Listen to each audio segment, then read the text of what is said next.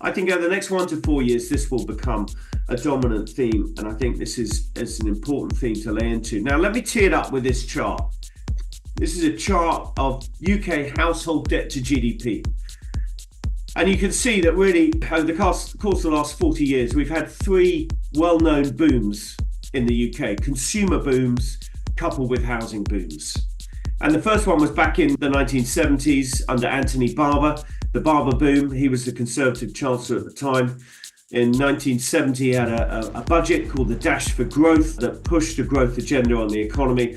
And we ended up with a consumer and housing boom and an expansion of household debt to GDP over the course of a couple of years. Then in the late 80s, we had the Lawson boom under Nigel Lawson, Conservative Chancellor again, brought in tax cuts that encouraged more leveraging up of the consumer and households. And we got a boom where growth was really very strong in the second half of the 80s. And then roll on to Gordon Brown and the Labour government, the Tony Blair new Labour government in 1997. And again, you get a big boom where the economy is growing at times by 5% year on year, very different from where we are today. And what you'll observe from this chart is all of those booms are accompanied by an expanding household balance sheet, growing household indebtedness relative to GDP. And of course, as you grow household indebtedness, you drive higher house prices and there's more borrowing to consume, hence why you get the boom. So that's kind of the backdrop, the theme. What you observe from this chart is that ahead of every one of those booms, you have household debt to GDP either flat or even going slightly down relative to GDP. You can see that up until 1997.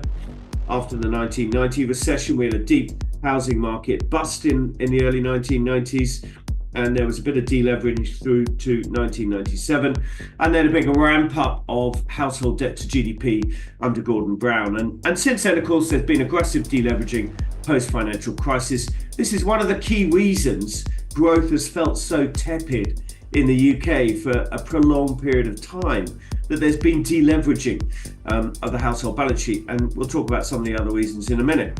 Now, that is a common theme in the UK, in the US as well, and in the Eurozone. And in fact, the US tends to have consumer and housing booms at the same time as the UK.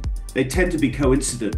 So, for example, the noughties was a great example, you'll remember, of consumer and housing boom in the US and also in the UK. And since then in the US, we've had a long period of deleveraging, as you can see on the right-hand chart.